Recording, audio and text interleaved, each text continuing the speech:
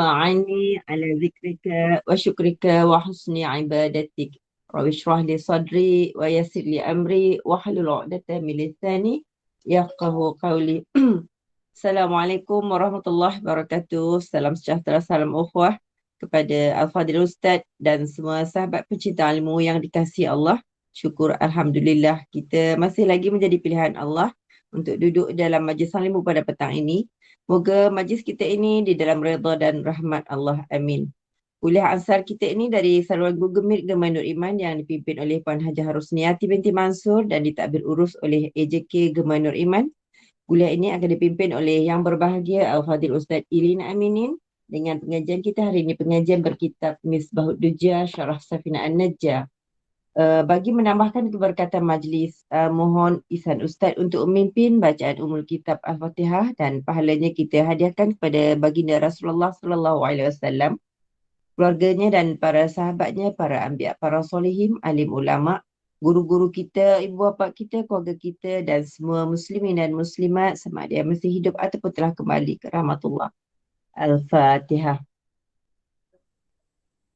الرجيم بسم الله الرحمن الرحيم الحمد لله رب العالمين الرحمن الرحيم مالك يوم الدين إياك نعبد وإياك نستعين اهدنا الصراط المستقيم صراط الذين أنعمت عليهم غير المغضوب عليهم ولا الضالين آمين. Amin, amin ya Rabbal Alamin. Bagi meneruskan majlis, saya menyerahkan majlis ini kepada Fadil Ustaz dengan segala hormat dan penuh takzim. Dipersilakan Ustaz. Terima kasih. Assalamualaikum warahmatullahi wabarakatuh. Bismillahirrahmanirrahim. Alhamdulillah wassalatu wassalam ala Rasulillah wa ala alihi wa sahbihi wa man walah.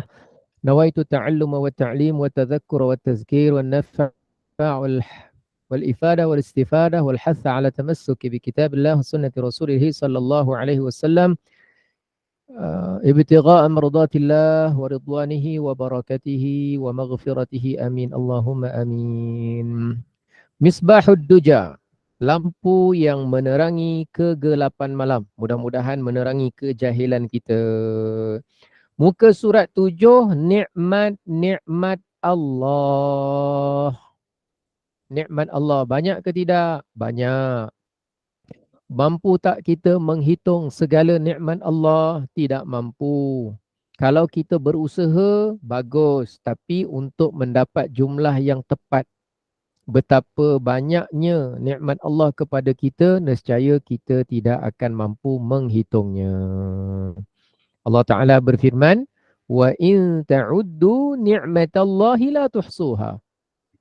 Sekiranya kamu menghitung nikmat Allah secara tepat berapa, nescaya kamu memang tidak akan sesekali dapat menghitungnya dengan tepat. Bukan sesekali tidak mampu melakukannya, tapi tak dapat menghitung dengan tepat. Jumlahnya berapa banyak tak akan mampu. Tapi menghitung baik, bagus. Maknanya mengenang nikmat Allah, Allah dah bagi ni, dah bagi tu. Itu bagus. Baik, kita tengok tajuknya. Nikmat-nikmat Allah. Syekh Al-Baydawi berkata, nikmat-nikmat Allah walaupun memang tidak dapat dikira, dihitung berapa jumlah tepatnya, namun boleh terbahagi atau dibahagi kepada dua jenis. Yang pertama namanya nikmat apa? Nikmat dunia. Yang kedua namanya nikmat akhirat. Ada dua lah secara umum pengelasan kategori. Baik, kita tengok dulu apa yang dimaksudkan nikmat dunia. A, ada jumpa A kat situ? Tak jumpa pula. Jumpa A. A adalah nikmat dunia. Nikmat dunia ni ada pecahan pula. Terbahagi lagi kepada dua lagi. Tadi dah bahagi dua nikmat. Sekarang dah bagi dua nikmat dunia, akhirat. Yang dunia terbahagi dua. Yang pertama nama dia, nikmat kita sebut nama dia Wahbi. Ustaz, Wahbi ni yang fahaman Wahabi ke? Bukan. Bukan, tak ada kaitan. Tak ada kaitan. Yang Wahabi pun pernah dapat nikmat Wahbi, yang tak Wahabi pun ada dapat nikmat Wahbi. Bunyi macam sama, tapi lain cerita dia, tajuk dia lain bukan. Nikmat Wahbi. Wahbi tu tanpa usaha. Maknanya memang murni kurniaan dari Allah. Memang murni kurniaan dari Allah. Tanpa kita bekerja, berusaha nak dapatkannya, tapi Allah beri jugalah, senang ceritalah.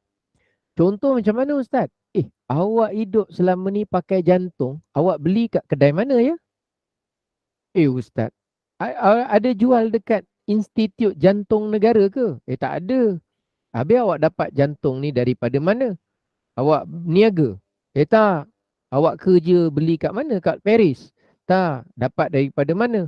Tanpa kita usahakan Allah beri. Itu contohnya lah, contoh. Tersebut apa? Nikmat Wahbi, kategori pertama, tanpa usaha. Yang kedua, nama dia nikmat kasbi. Kasbi ni dekat dengan perkataan kasbun, kasab. Kasab usaha kan. Manusia akan dipersoalkan bima kuntum taksibun, terhadap apa yang mereka usahakan. Al-kasbu.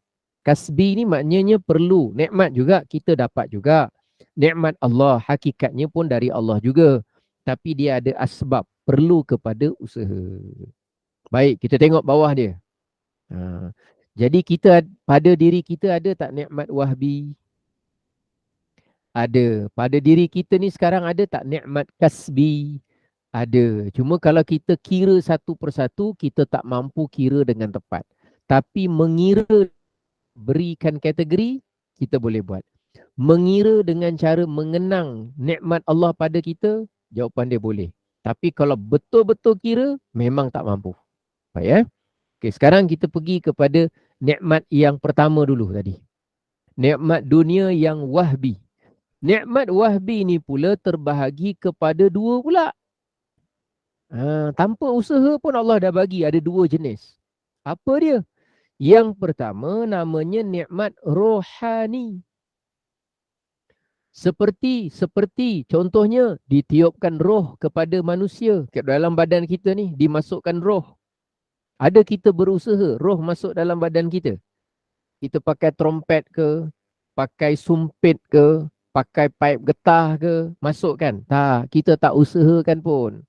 Tapi itu nikmat rohani Allah beri kepada kita. Contoh kedua, Allah memuliakan kita ni manusia dengan adanya akal. Nikmat rohani.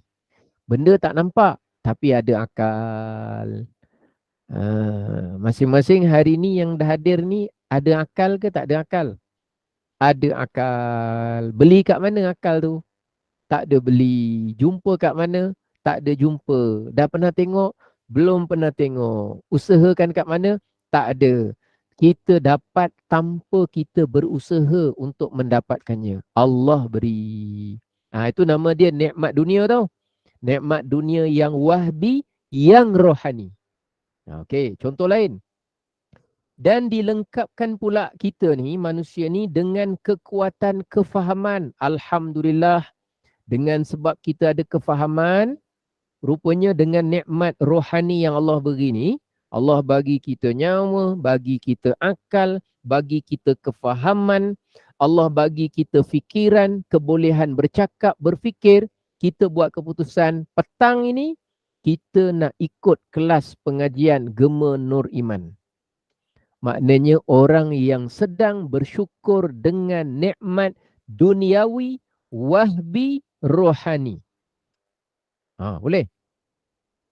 Esok pagi kita buat soalan. Apa contoh nikmat duniawi, wahbi, rohani? Akal, roh, fikiran. Itu contohlah. Tanpa diusahakan, Allah beri. Jadi kita syukur Alhamdulillah. Allah beri nikmat pada kita. Okey, yang kedua pula. Nikmat wahbi juga. Dunia juga. Tapi nama dia jasmani. Jasmani ataupun jusmani adalah seperti penciptaan tubuh badan. Ada tangan tak? Ada. Ada hidung tak? Ada. Hidung kita kat mana? Atas mata ke bawah mata? Bawah mata, Alhamdulillah cantik. Mulut ada? Ada. Bawah hidung ke atas hidung? Bawah hidung. Besar hikmahnya. Cantik tak susunan Allah pada jusmani kita ataupun jasmani kita? Ada. Ada siapa-siapa yang usahakan beli hidung? Tak ada. Beli mata? Tak ada. Beli mulut? Tak ada. Allah beri tanpa usaha. Nama dia Wahbi. Tapi diberi dalam bentuk jasmani. Lawa tak hidung kita? Hidung saya penyek lah Ustaz. Tak lawa. Siapa cakap penyek tak lawa? Saya dulu belajar sekejap musim panas datang dekat negara Lubnan. Kawan yang tidur sebelah katil saya, orang Lubnan. Seboleh-boleh ngecek supaya saya tolong carikan calon orang Malaysia. Saya kata, kau cari sendirilah, kau jangan suruh aku carilah.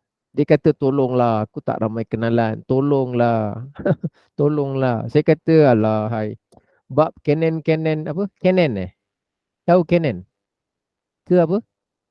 Apa nama dia? Canon lah katnya. Canon kan orang ni saya tak nak lah. Sebab implikasi dia di masa akan datang saya risau. Cari sendiri lah. Saya kata, kau ramai ni orang perempuan Lubnan lagi sesuai dengan kau senang. Dia kata aku tak suka, aku suka orang Malaysia. Saya kata kenapa kau suka orang Malaysia? Sebab orang perempuan Arab ni dia kata sebab hidung dia mancung tak cantik. Hidung? Habis kau suka orang Malaysia sebab apa? Sebab hidung dia. Oh, rupanya ada juga orang yang suka orang Malaysia sebab hidung. Jadi janganlah kita rasa hidung kemek tu tak lawa. Itu pada pandangan mata kita yang kurang bersyukur tu. Sebab kita dah hari-hari tengok, satu tengok hidung kita. Yang kedua tengok hidung orang yang sama dia punya level kepenyetannya dengan kita. Ada ke kalimah kepenyetan? Tak tahulah ada ke tak ada. Tapi saya nak ceritanya tu, saya nak cerita tu bukan pasal hidung tu. Saya nak cerita tu nikmat jasmani. Tu nak cerita tu nikmat jasmani. Kita tak usahakan, Allah beri. Sebenarnya itu nikmat. Apa pun bentuk dia, keadaan dia nikmat. Yang penting dah susun cantik tu. Mata atas, hidung, mata tengok makanan, suka, hidung bau sedap, baru masuk dalam mulut, makan. Kan cantik susunan tu. Bayangkan kalau mata kat bawah, tengok gitu. Tengok dulu makanan, pakai mata kat bawah. Lepas tu last sekali baru pakai mulut. Mulut ke atas. Ya Allah, susahnya. Kan cantik susunan tu. Allah dah jadikan kita. Nikmat jasmani. Hidung kita cantik tak? Cantik lah. Lubang hidung ke bawah kan? Bayangkan kalau lubang hidung ke atas, patah balik, naik ke atas. Ya Allah, setiap kali hujan nak buat awning, nak renovate. Wah, leceh. Cantik aja hidung kita tu, dia punya lubang dia ke bawah. Apa-apa hujan ke, kita menikmati laluan hujan tu. Tenang-tenang saja. Tak kira lah mancung ke apa ke. Itulah. Jadi jangan banyak sangat komplain lah. Nikmat dari Allah. Itu jasmani. Dekat dunia Allah beri Baik.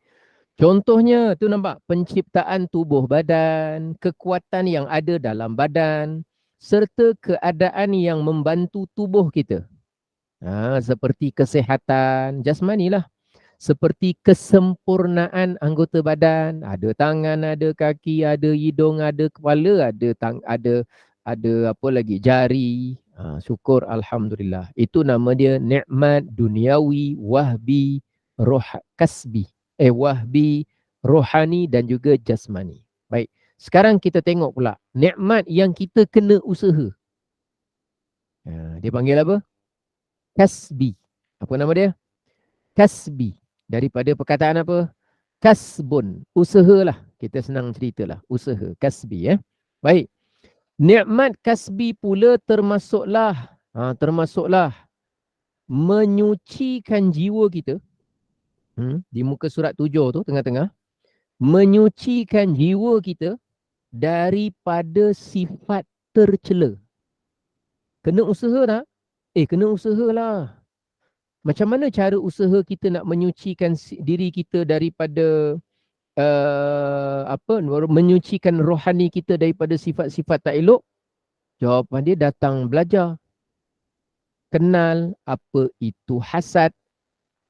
Belajar apa itu ujub. fahamkan apa itu riak, ambil tahu apa maknanya tamak, cari maklumat panduan apa itu yang namanya cemburu, apa yang namanya sum'ah, apa yang namanya takabur. Kena usaha tak? Kena usaha. Apa usaha yang awak dah buat? Apa usaha yang awak dah buat? Saya dah datang kelas GNI. Ada belajar tentang sifat-sifat tersebut. Okey. Usahanya pakai modal tak? Pakai modal. Modal internet, modal bilik, modal aircon, modal macam-macam modal pakai. Oh, tujuan dia apa? Saya nak dapat nikmat rohani. Apa nikmat rohani? Dapat sucikan hati saya daripada tu sifat-sifat tercela. Kena usahakan kan? Kena usahakan. Tapi bila dah dapat, kita rawat hati kita daripada sakit hati menjadi lapang hati, daripada busuk hati menjadi baik hati, daripada tamak menjadi redha, daripada sakit geram kepada yang namanya memaafkan. Macam mana dapat nikmat tu? Nikmat tu dari Allah. Dekat mana dapat? Dunia, nikmat duniawi. Dapat dengan cara apa? Usahakan, kasbi. Dan dia usahakan tu nikmat berkaitan apa? Berkaitan jiwa dan dalaman. Namanya rohani. Boleh ingat macam tu? Mudah-mudahan boleh faham lah insyaAllah. Ingat dia punya bahasa Arab dia. Kita jangan belajar saja. Belajar ingat sekali. Cara nak ingat. Oh, nikmat dunia, nikmat ukhrawi, nikmat duniawi. Dunia. Dunia ada yang usaha, ada yang kita dapat tanpa usaha. Yang tanpa usaha tu kita sebut wahbi, kasbi. Wahbi, kasbi tu ada rohani, ada macam itulah pembahagi ada. Baik, kita tengok pula. Dan menyucikan jiwa dari sifat-sifat tercela, nama dia takhalli, nikmat tu. Dan menghiaskan diri kita pula dengan akhlak-akhlak yang diredai oleh Allah. Kita belajar ilmu macam mana pemurah yang betul. Sebab pemurah dengan membazir lebih kurang dekat-dekat je. Pemurah keluarkan duit. Membazir pun keluar duit juga. Berjimat dengan kedekut lebih kurang sama. Berjimat tak belanja. Menahan diri dari belanja. Kedekut tahan daripada belanja. Apa beza jimat dengan kedekut? Rupanya dia belajar. Dia belajar, dia buang kedekut tapi dia berjimat. Dia buang boros dan membazir tapi jadi pemurah. Belanja juga tapi pemurah. Macam mana? Dengan ilmu. Dia kasbi, dia usahakan fahamkan benda itu, dia belajar, akhirnya dia dapat takhalli, buang sifat yang namanya membazir tadi, dan kemudian dia tahalli, dia hiaskan diri dia dengan sifat yang baik. Itu maknanya kasbi ya. Kalau dapat asbab daripada kasbi usaha. Contoh itu yang rohani ya. Baik. Kemudian kita tengok pula menghiaskan tubuh dengan perlakuan yang baik, dengan perhiasan pakaian yang cantik, dengan pangkat, jawatan, harta dan sebagainya. Apa yang kita dapat tu, kita usahakan. Macam-macam lah. Beli ini, makan itu, jalan sana, jalan sini. Itu kan nikmat dunia. Nikmat dunia yang kasbi diusahakan. Dan ia berkaitan dengan luaran kita. Ada pakai handphone, naik kereta, makan-makan. Jadi jangan nampak nikmat tu yang luaran saja. Bila kita dapat kesedaran, kefahaman, itu nikmat. Bila kita ni dulu tak ingat nak baca Quran. Tapi sekarang ni kalau tak baca Quran rasa macam gelisah. Itu nikmat. Dulu kalau semayang lambat buat saja. Ada je alasan. Sekarang ni kalau terlambat sikit semayang, jantung berdebar-debar. Ada tak pengalaman rasa macam tu? Bila dia semayang, dulu dia tak kisah sangat. Semayang bukan tak semayang. Tapi bila dah biasa semayang ikut awal waktu, tiba-tiba dia satu peringkat dah biasa awal waktu. Bila terlambat sikit je, jantung dia laju. Duk. Rasa macam, apa tak kena ni? Rasa macam serba tak kena. Itu bentuk nikmat juga. Jangan ingat nikmat tu yang jasmani saja. Yang rohani pun nikmat juga. Ada orang fikir kalau saya sabar nanti saya kena pijak. Tak. Awak sabar, awak sedang menikmati satu nikmat besar dari Allah. namanya nikmat bersabar. Nikmat juga. Apa-apa Ini cerita tentang nikmat dunia. Baru cerita nikmat dunia, ikut dia punya kategori saja, kita dah dapat bayangkan. Banyak ke tak banyak? Oh ya Allah. Tak boleh nak terkata. Kalau disuruh senaraikan, mesti kita malu. Iaitu kita senaraikan terlalu sikit nikmat Allah. Sedangkan nikmat Allah sebenarnya jauh lebih banyak dari itu. Okey, sekarang kita dah selesai nikmat dunia ni. Perlu ke kita ingat-ingat dan kenang-kenang nikmat dunia? Perlu. Perlu, sangat perlu. Wadhkuru, dan ingatlah ketika Allah menjadikan kamu sekian, sekian, sekian, sekian, sekian. Dan ingatlah ketika Allah memberikan kamu sekian, sekian, sekian, sekian. Dan ingatlah ketika Allah mengurniakan kepada kamu sekian, sekian. Seketika Allah menumbuhkan untuk kamu. Banyak tak ayat tu dalam Quran? Jawapan dia banyak. Sebab tu kita disuruh mengenang nikmat. Mengenang nikmat ni membawa kita kepada bersyukur. Bila bersyukur, kita akan ringan memulakan sesuatu perbuatan kita dengan Bismillahirrahmanirrahim. Kembali kepada cerita asal tajuk ni. Tajuk ni kan cerita tentang Bismillah kan? Bacaan basmalah. Jadi untuk kitab Misbahud Dujan ni awal-awal ni memang cerita tentang akidah sikit lah. Nanti sikit lagi ke depan baru dia masuk tentang fiqh. Baik, kemudian kita tengok pula B, bawah. Bawah. Jangan bawah sangat. Dia pergi tengok bawah muka surat, nombor muka surat 7 tu bawah sekali dia tengok. Astaghfirullahalazim. Itu telekong awak. Mak Ajah. Bismillah. Mak Ajah, Mak Haji, jangan bawah sangat. Dia bawah sampai ke bawah. Kita bukan suruh sujud syukur. Kita suruh bersyukur. Dia sujud syukur. Inna lillahi wa inna ilaihi raji'un. Bawah. Tengok dulu. Nikmat akhirat. Nikmat akhirat, apa contoh nikmat akhirat? Mudah-mudahan kita dapat nikmat akhirat. Ia termasuklah diampunkan dosa atas kelalaian yang pernah dilakukan oleh hamba. Saya terus terang, banyak masa saya yang saya lalai. Tak buat apa-apa. Main WhatsApp. Temenung sana, temenung sini. Lepas tu bila teringat, dah berjalan 20 minit. Ya Allah, ruginya kalau tadi sambil bawa kereta ni zikir kan. Apa masalahnya? Baru zikir. Astaghfirullahalazim, astaghfirullahalazim. Padahal dah nak sampai dah destinasi lagi 5 minit. Aduh, rugi 20 minit. Padahal sama je. Kalau saya tak zikir tadi, kalau saya zikir tadi, dalam keadaan saya berzikir. Kalau saya tak zikir, jawapan dia dalam keadaan saya rugi.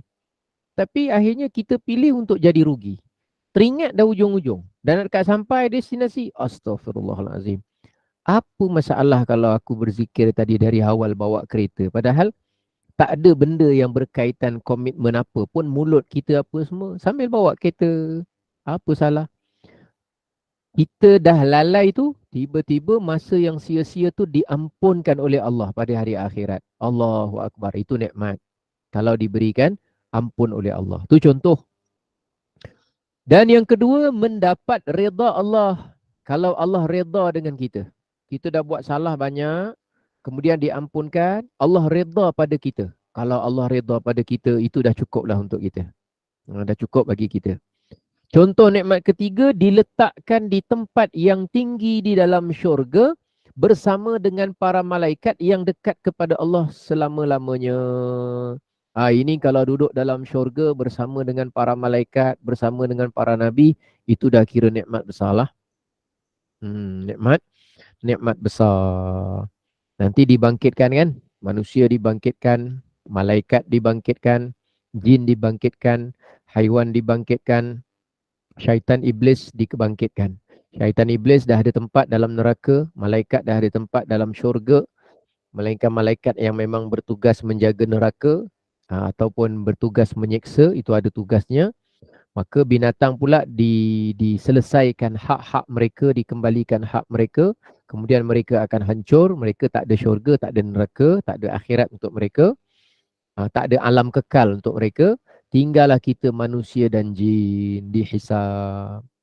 Mudah-mudahan besok yang menyertai majlis ilmu Gema Nur Iman, Allah permudahkan tempatnya masuk dalam syurga.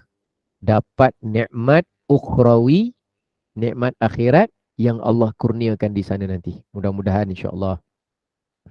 Dan mudah-mudahan itulah kita ni diberikan apa? Diberikan ikhlas, diberikan kabul oleh Allah. Biarlah besarkan cita-cita akhirat kita. Biar kita sama-sama besarkan cita-cita akhirat kita. Penting ni tentang cita-cita akhirat, impian akhirat, azam kita untuk berada di sana macam mana. Itu semua kita kena ulang hari-hari sebenarnya. Ulang hari-hari. Sebab benda yang berkaitan dengan ingatan kita yang diulang-ulang selalu dalam fikiran dan hati kita tentang akhirat lah yang memotivasi kita untuk buat segala kebaikan yang disyarakkan. Gini, saya bagi satu contoh. Ada orang, kita boleh ajar orang untuk buat baik pada mak bapak. Kita boleh tunjuk pada anak kita cara buat baik pada guru. Kita boleh ajar juga pada orang lain untuk baca Quran. Kita ngajar Quran. Kita boleh ajar orang lain supaya berakhlak baik. Kita boleh ajar anak kita, cucu kita supaya berbakti kepada jiran. Boleh. Kita boleh ajar anak kita untuk berkhidmat kepada masjid. Boleh. Banyak kebaikan. Tapi apa pendorong kepada dia untuk dia buat keputusan sendiri nak buat semua kebaikan tu? Kita ajar boleh. Macam kita ajar budak sekolah rendah, sekolah menengah, kita ajar, dia boleh faham. Tapi apa pendorong kepada diri dia untuk dia buat semua benda tu? Jawapannya keimanan dia pada hari akhirat. Kalaulah dia mempunyai ilmu, pengetahuan, pemahaman, penghayatan tentang pembalasan, tentang syafaat, tentang nasib, tentang amalan, tentang rahmat Allah, tentang jenis nikmat di akhirat, tentang apa, maka dia sendiri akan buat keputusan. Sampai masa dia berurusan dengan orang tua dia akan buat baik pada orang tua. Sampai masa dia berurusan dengan jiran, dia akan buat baik. Sampai masa dia berurusan dengan binatang, dia akan buat baik. Sebab dia bukan tahu, tapi dibangkitkan mahu. Dibangkitkan mahu. Tahu dia dah tahu. Malah kadang-kadang ada orang yang pijak kucing pun dia tahu. Dia tahu bahawa kucing ni binatang. Dia tahu nanti kucing ni kita tak boleh pijak-pijak dia. Dia tahu. Dan dia tahu benda tu salah, menganiaya kucing. Tapi kenapa dia buat? Kerana dia tak ada penghayatan tentang pembalasan akhirat. Dia tahu tapi dia tak ada penghayatan. Tapi kalau orang yang ada penghayatan tentang bahagian akhirat, nikmat-nikmat akhirat yang ditawarkan oleh Allah kepada kita, maka insya-Allah benda yang dia dah tahu yang banyak-banyak tu, dia sendiri akan buat keputusan. Semua tu dia akan buat. Pada setiap masa yang mana sempat dia buat, dia akan rangkul sebanyak-banyaknya amalan semampunya untuk dia bermatlamatkan kepada redha Allah di akhirat. Macam itulah. Jadi kita pun mendorong diri kita benda yang sama. Mudah-mudahanlah platform Gema Nur Iman ni salah satu platform untuk kita ke arah yang samalah. Mudah-mudahan tujuan kita mudah-mudahan akhirat insya-Allah. Baik, sekarang kita pergi kepada muka surat 8. Muka surat 8. Mengapa pengarang kitab ni dia menulis basmalah di awal kitab? Kenapa tak tulis start dia inna lillahi wa inna ilaihi raji'un? Kenapa tak mulakan dengan innallaha wa malaikatahu yusalluna 'alan nabi? Contohnya lah. Kenapa tak mulakan dengan ayat-ayat yang lain? Ahlan wa sahlan ke? Mulakan dengan lain ke? Tapi kenapa mula basmalah? Baik, antara sebabnya ialah ada 3 asas dia. Okey, yang pertama, kenapa mulakan dengan basmalah? Kerana mencontohi cara susunan ayat Quran. Ayat Quran ada berapa surah? Mak Haji? Oh, Mak Haji. 114. Ada 114. Mana-mana yang belum ingat. Ada 114 surah. Ada 14 surah. Anak saya hari tu minta saya tulis kat whiteboard. Semua 114 nama surah. Saya pun tulis separuh lah. Saya ingat pasal apa. Dia kata kat sekolah dia ada kawan dia dah hafal semua nama surah. Al-Fatihah, Al-Baqarah, Ali Imran, An-Nisa'ul Ma'idah, Al-An'amul A'raf, Al-Anfalut Taubah, Yunus Hud, Yusufur Ra'du, Ibrahim.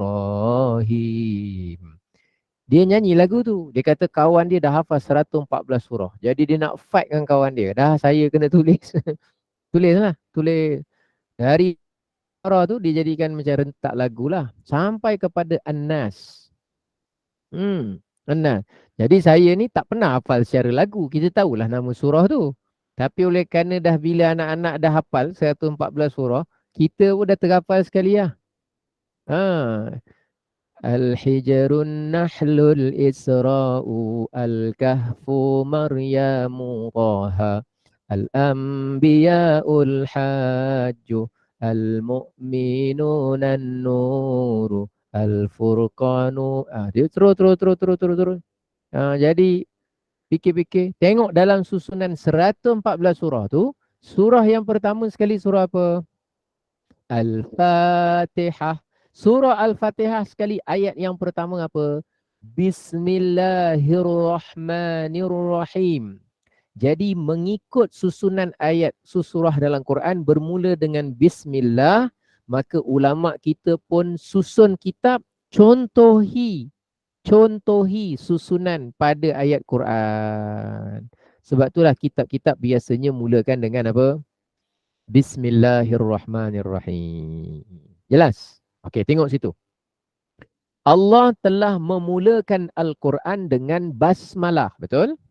Seperti yang ada di Lauh Al-Mahfuz. Begitu?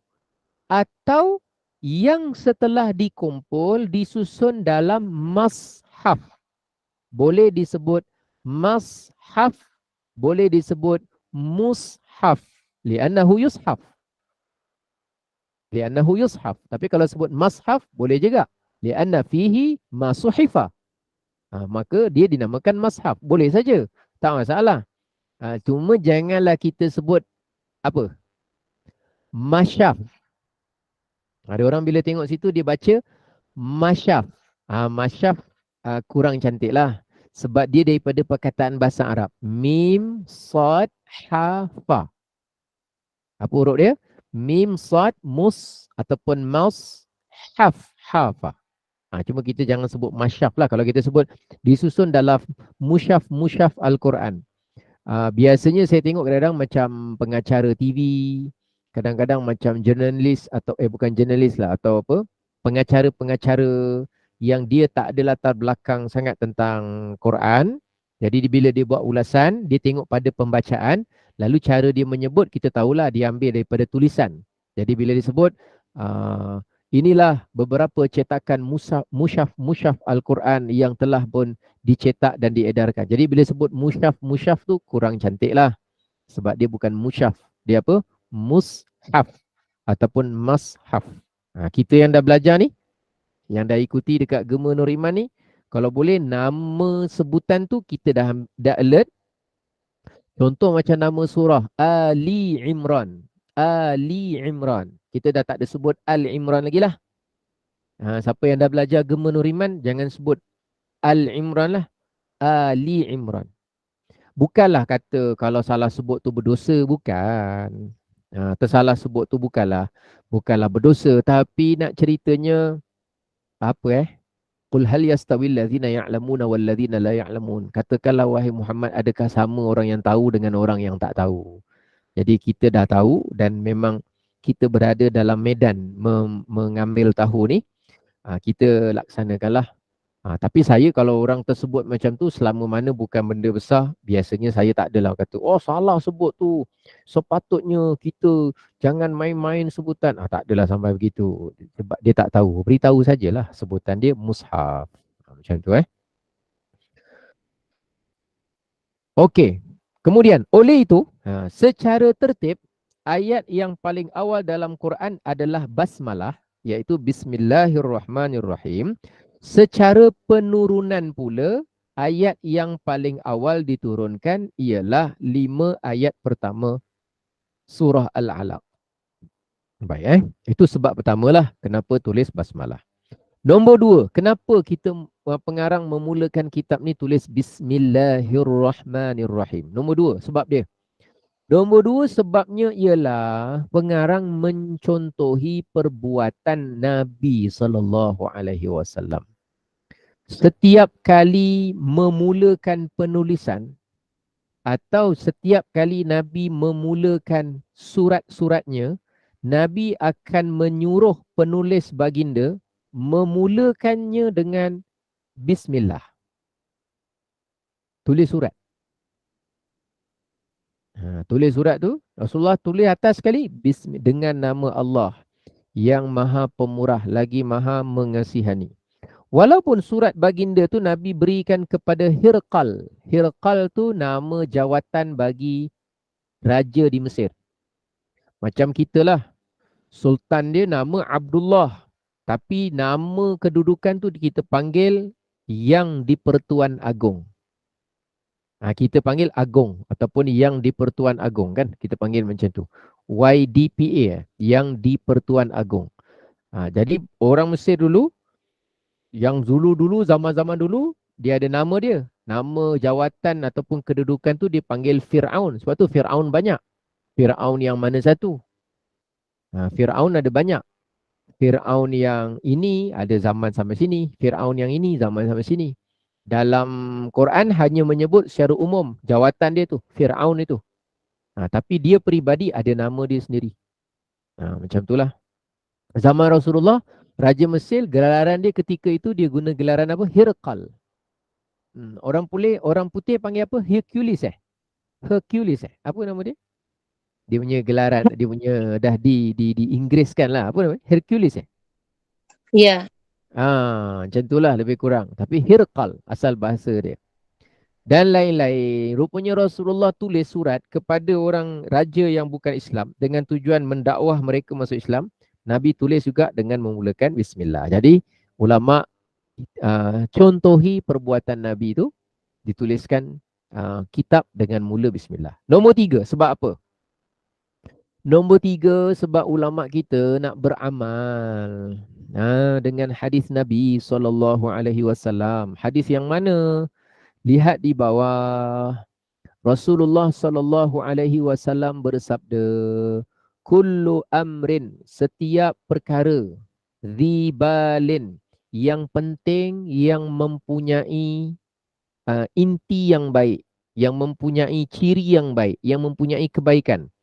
Kalau la yubda'u fihi bismillahirrahmanirrahim, yang mana jika dia tidak dimulai padanya dengan membaca Bismillahirrahmanirrahim, fahuwa aqta', maka ia menjadi terpotong. Jadi apa?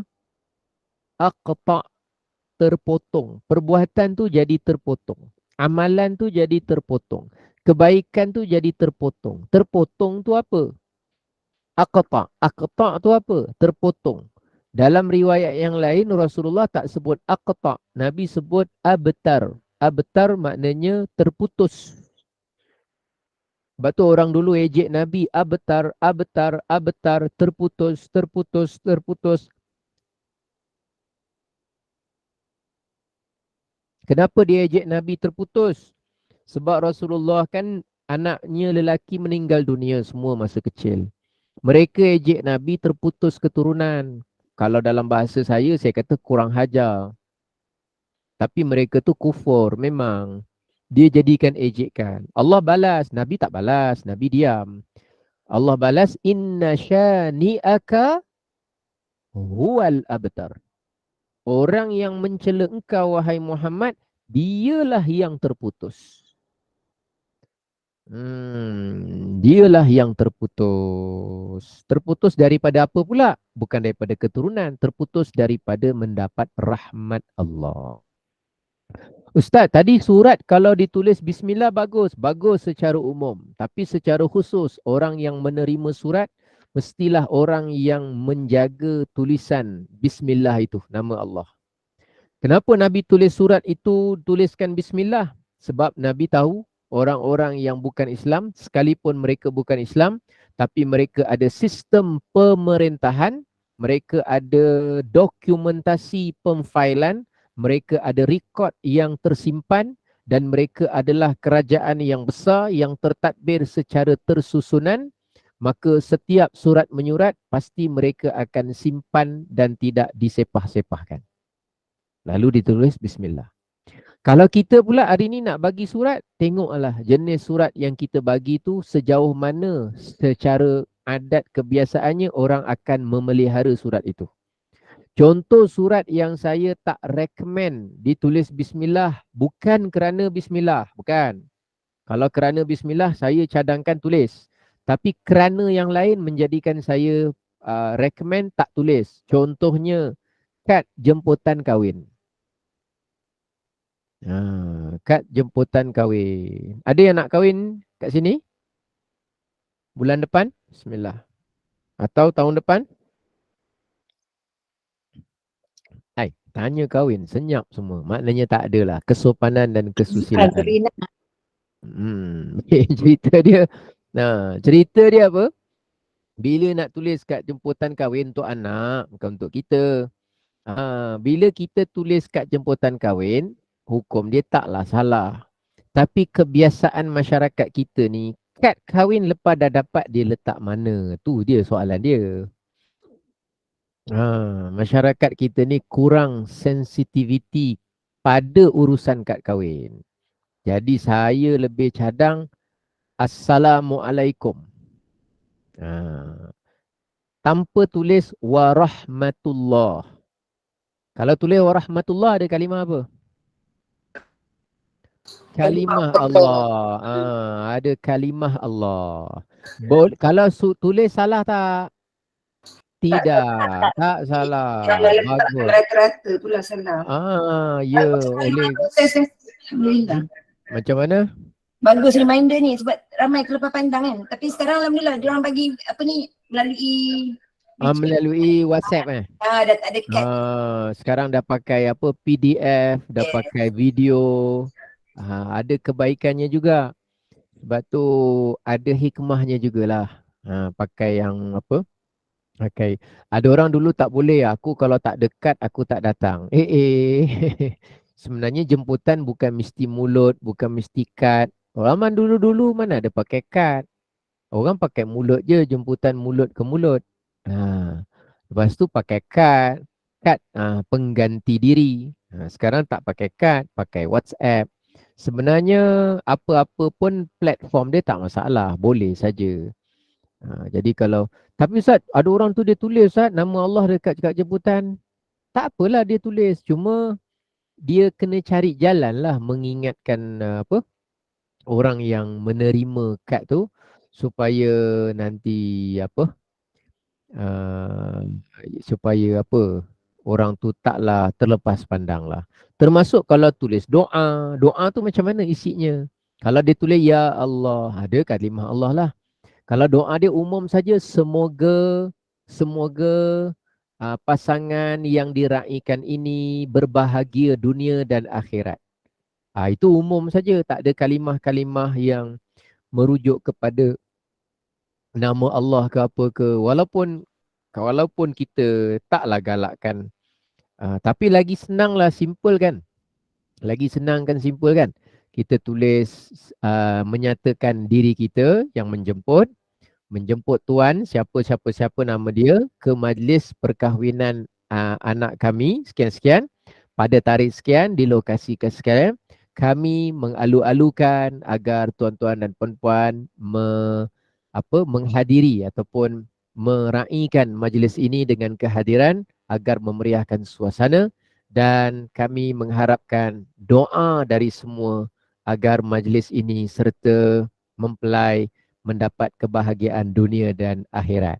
Tu contohlah, maknanya kita bukan berdoa kat situ. Kita mengalu-alukan orang mendoakan. Itu pun cara juga. Ustaz, Cara bila kita dah menerima kad itu yang Ha-ha. ada tulis bismillah dan doa, cara Ha-ha. terbaik untuk melupuskannya. Oh, kalau dah dapat, saya dah dapat ada je kad jemputan tu, saya bakar lah. Bakar bila dah terhapus nama tu, dia hancur kertas tu ke, ataupun huruf dia dah terpisah ke, ataupun tulisan tu sudah dipadamkan ke, maka hilanglah apa kehormatan khusus pada kertas atau kad yang tercetak tu.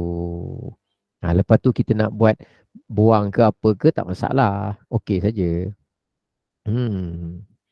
Jadi ceritanya apa ni? Orang yang melakukan perbuatan baik kalau tidak dimulakan dengan bismillah, Rasulullah sebut aqta', terputus. Maksud terputus tu apa? Ada kat bawah tu dalam kurungan. Apa dia tulis itu?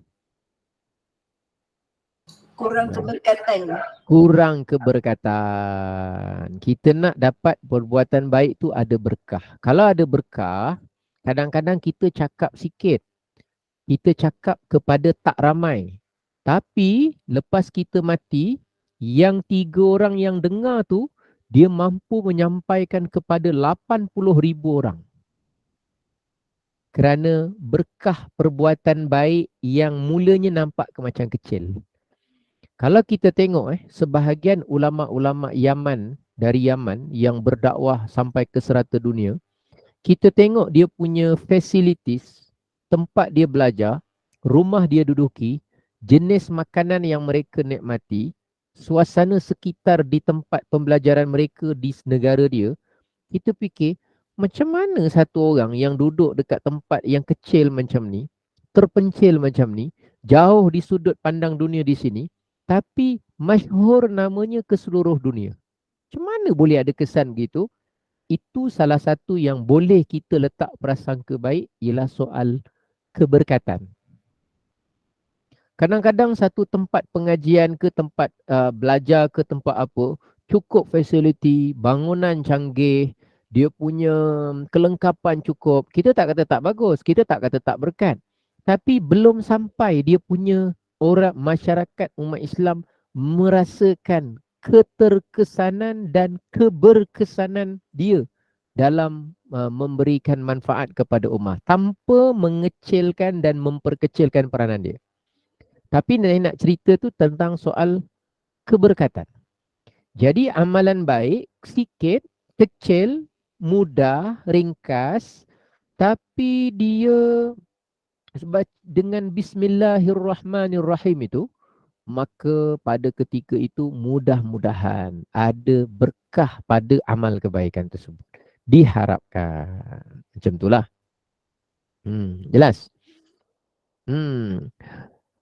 Ada yang tanya ni. Kalau baca bismillah sahaja tanpa sebut ar-Rahmanir-Rahim, adakah kira-kira dapat keberkatan? InsyaAllah. Orang Arab kalau baca bismillah biasanya dia sebut tasmiyah. Kalau bismillahirrahmanirrahim biasanya disebut basmalah. Tasmiyah, basmalah. Tasmiyah maknanya menamakan, menyebutkan nama Allah pada urusan itu. Tasmiyah. Kalau basmalah maknanya menyebutkan bismillahirrahmanirrahim pada ketika dan saat urusan itu. Tapi pada dasarnya menyebut nama Allah. Boleh Okey, wa fi riwayatin ajzam. Kita tengok sebelah muka surat 9. Imam Suyuti menyebutkan dalam Al-Jami' As-Saghir, dalam riwayat lain kata Imam Suyuti, maka terputus maknanya kurang keberkatan. Dalam riwayat lain maka ia kudung, ajzam, kudung, iaitu terputus juga daripada keberkatan. Jadi banyak ulama tafsirkan putus, kodong, ataupun tadi abtar, putus, aqta', terpotong, maknanya dari keberkatan. Okey. Yang terakhir, hukum baca bismillah. Yang ini 5 ni ingat sampai bila-bila? Dah ingat nikmat wahbi, nikmat kasbi, nikmat rohani, nikmat jasmani tadi tu? Kemudian dah ingat kenapa ulama mulakan kitab, semua kitab-kitab biasanya mula dengan Bismillahirrahmanirrahim. Dah hafal kan? Dah ingat kan? Okey, sekarang ni lagi satu. Benda ketiga kita kena ingat. Iaitu ada 5 hukum baca bismillah. 3 sebab kenapa ulama tulis kitab dengan bismillah. Itu kita kena ingat. 2 nikmat, nikmat dunia, nikmat akhirat. Nikmat dunia ada kasbi, ada yang namanya wahbi. Macam itulah. Rasanya macam minggu depan kita nak kena buat ujian lah. Ni ada 140 orang, 140 set soalan. Akhir tahun semua datang ke apa? Damansara. Damansara. Ustaz beritahu ramai punting depan. Kita buat ujian, 10 orang markah tertinggi dapat hadiah umrah. Contoh ni fikir je, berangan tak apa, berangan dulu. Berangan yang baik-baik. Kita buat ujian ataupun ujian online macam orang nak ambil lesen JPJ kan. Ada 45 soalan, 50 soalan, lulus ke tak lulus Dia klik. Cukup je 50. Contohnya macam itulah Ya Allah. Baik. Sabar dululah. Baru muka surat 9 Ustaz dah cerita ujian. Dia kata ini pemeriksa paling zalim di dunia, kata dia. Pemeriksa paling zalim, dia kata. Kami dulu belajar dah muka surat 200 baru ujian Ustaz. Ini muka surat 9 dah nak nguji-nguji orang dah. Kenapa? Tak apa. Sebenarnya ujian ni bukan untuk pemarkahan. Untuk kita biasa mengingat. Biasa mengingat. Baik. Hukum membaca basmalah. Yang pertama, hukum dia wajib. Ada ketika baca bismillah, hukum dia apa? Wajib. Contohnya keadaan masa bila? Keadaan dalam solat. Masa dalam solat. Iaitu ketika kita membaca surah Al-Fatihah. Ini menurut mazhab Syafi'i. Jadi menurut mazhab Syafi'i, bacaan Fatihah tu wajib. Dan pada masa yang sama, basmalah, bismillahirrahmanirrahim itu termasuk dalam surah Al-Fatihah. Kalau kita baca surah Al-Fatihah 3 ayat saja, nama dia bukan baca Fatihah. Baca ayat 6 saja, tidak baca Fatihah. Baca ayat 4 sahaja, tidak dikira baca Fatihah. Kena baca 7. Bukan masalah. Isunya ialah dalam 7 ayat yang kena baca tu, Bismillahirrahmanirrahim termasuk dalam 1 ayat. Bila termasuk, sebagaimana solat wajib baca Fatihah, Fatihah wajib baca 7 ayat. 7 ayat dalamnya ada bismillah, maknanya bismillah itu hukum dia wajib. Jadi kalau orang tanya, apa kita ni baca bismillah hari-hari, wajib ke? Wajib. Masa bila wajib? Ketika awak membaca Fatihah di dalam solat. Menurut mazhab Imam Syafi'i. Jelas? Itu contoh dia lah. Yang kedua, kadang-kadang baca Fatihah pula hukum dia haram. Hukum dia haram. Tengok. Ni saya sambil-sambil jawab soalan lah. Tadi dah 3 soalan kita respon. Ni ada 1 soalan lagi. Hajah Fatimah. Kalau dah baca bismillah ketika mulakan apa-apa pekerjaan, perlukah juga niat buat sesuatu kerana Allah? Kalau perbuatan yang amal baik yang umum, kita niatkan buat kerana Allah, bagus. Kalau kita tak ada niat secara khusus tapi memang melakukannya semata-mata kerana Allah, itu pun cukup memadai walaupun tanpa lintaskan niat. Kecuali ibadah yang memang perlu dilintaskan niat. Contohnya ibadah khusus, solat, ambil wuduk, mandi wajib. Yang itu khusus, ibadah khusus. Jadi memang kena lintaskan niat. Tapi kalau ibadah umum, kebaikan umum, contohnya sedekah, contohnya buat baik pada mak bapak, buat baik pada jiran, itu kalau tidak niat yang khusus saja aku berbuat baik kepada jiran dengan memberikan 2 kepala ikan masak kari kurang masin 2 rakaat kerana Allah Ta'ala. Tak payahlah. Kerana yang itu bukan ibadah khusus, tak perlu situ. Tapi kita niat lakukan lillahi ta'ala. Bagus. Dan ketika kita masak tu, kita bungkus, kita hantar Bismillahirrahmanirrahim. Boleh? Harus saja. Dan mudah-mudahan itu ada berkah dan kebaikannya. Okey. Ada pula salasa rakaat, arba'ah rakaat pula hantar kari ikan. Baik, itu contohnya. Bagus, soalan yang bagus tadi tu. Baik, ada ketika pula baca bismillah hukum dia haram. Rupanya baca bismillah haram. Masa bila? Dalam perbuatan haram, dia baca bismillah, maka hukumnya haram. Contohnya, dia minum minuman keras tapi baca bismillah. Tak boleh ya? Allahumma barik lana. Lagi tak boleh. Hukum dia berdosa, haram. Haram berdosa lah. Berdosa, haram. Tak boleh. Ketika dia mencuri. Mencuri. Pagi-pagi duha tak ada orang kat masjid, kat surau, dia ceroboh masuk. Masuk, dia pecahkan tabung. Susah. Nak pecah, tak boleh pecah. Bismillahirrahmanirrahim. Ketekang, terbuka. Alhamdulillah. Dapat 2 dosa. Duit belum keluar. 2 dosa dah dapat. 1 baca bismillah, 2 baca apa tadi? Alhamdulillah. Tengah curi. Memanglah dapat dosa. Haram hukum dia baca. Bukan kerana bismillah. Kena ingat haramnya bukan kerana bismillah. Tetapi apa? Kerana bismillah. Kerana bismillah dibacakan untuk perkara yang haram. Kena faham. Bukan kerana bismillahnya tu. Bismillah tetapnya. Ada beza tu Ketika nak cakap bohong, balik rumah, aduh bini aku tanya apa pula ni, apa idea ni? Apa idea duduk dalam kereta nak masuk ni? Bini aku tanya ni apa aku nak jawab? Aduh, dia cakap kenapa balik lambat? Aku cakap ada meeting lah. Bismillahirrahmanirrahim. Nak masuk rumah baca bismillah sebab nak membohong. Contohnya. Contohnya. Ustaz, contoh tu macam sebiji, macam ustaz juga. Tak. InsyaAllah tak. Yang baca bismillah, hukum dia sunat. Sunat, insyaAllah dapat pahala. Contohnya apa? Ketika melakukan ibadah atau perbuatan-perbuatan yang penting dalam syariat. Seperti nak wuduk, baca bismillah. Itu sunat, mustahab. Menulis kitab, baca bismillah. Ni nak belajar tadi.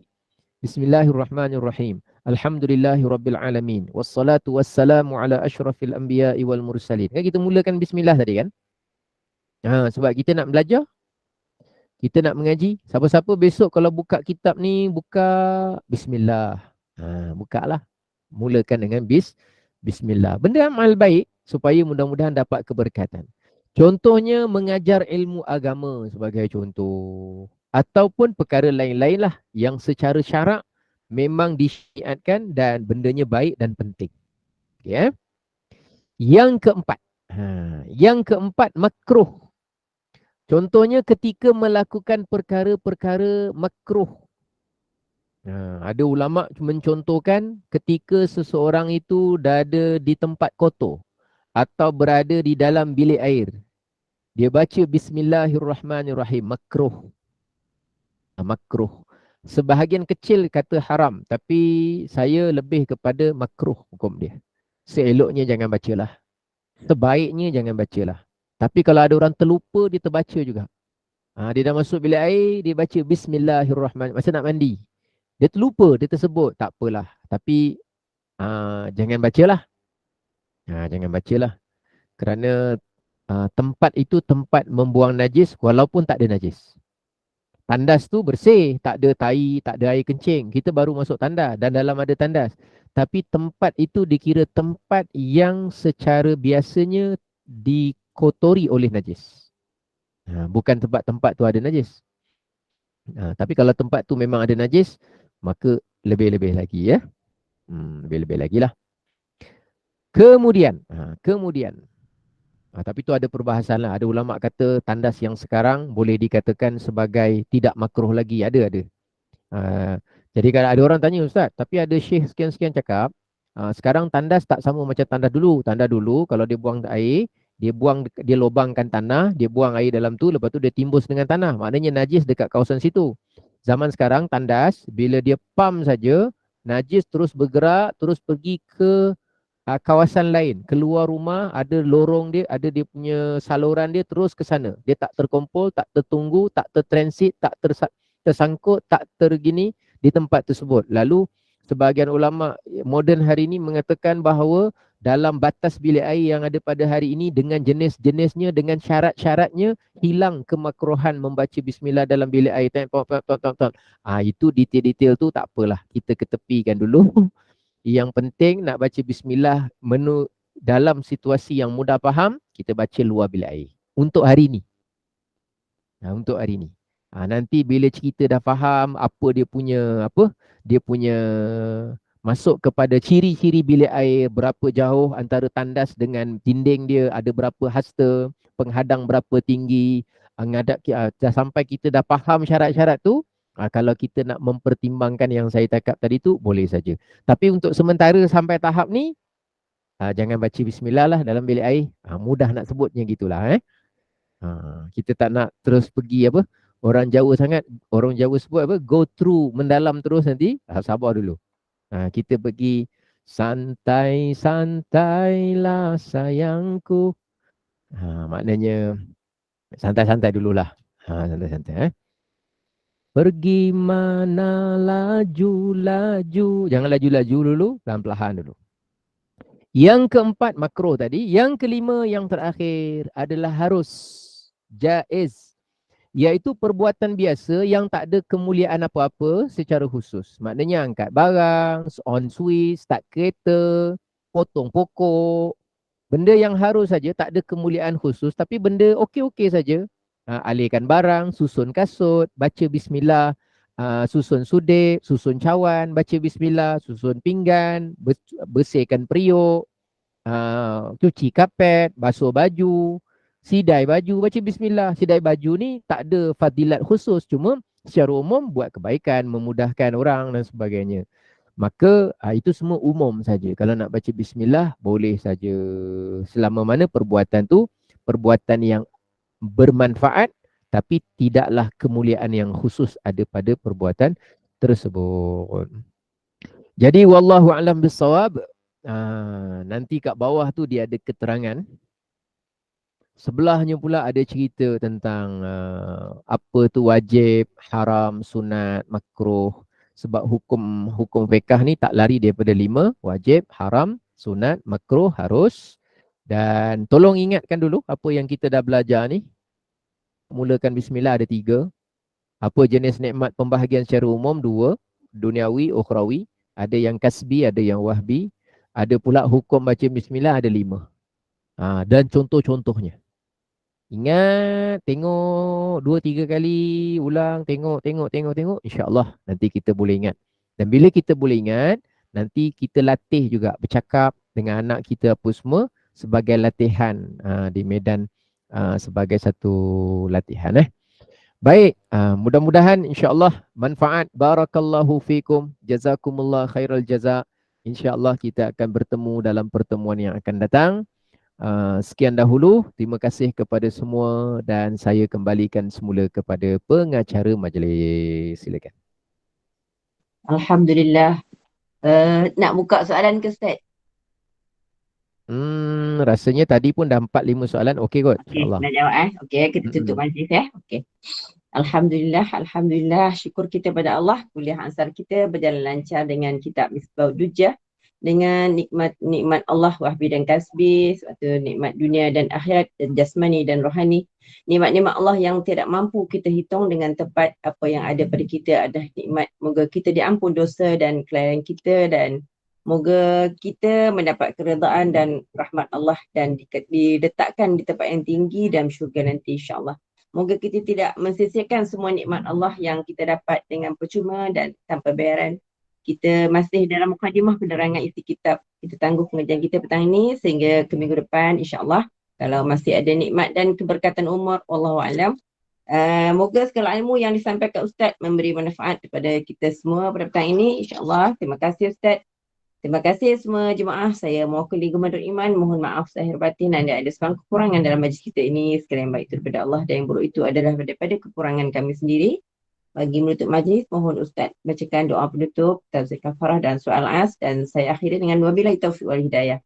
Assalamualaikum warahmatullahi wabarakatuh. Silakan. Waalaikumsalam warahmatullahi wabarakatuh. Subhanakallahumma wa bihamdika asyhadu an la ilaha illa anta astaghfiruka wa atubu ilaik. Bismillahirrahmanirrahim. Wal 'asr innal insana lafi khusr illa alladhina amanu wa 'amilus salihati wa tawasaw bil haqqi wa tawasaw bis sabr.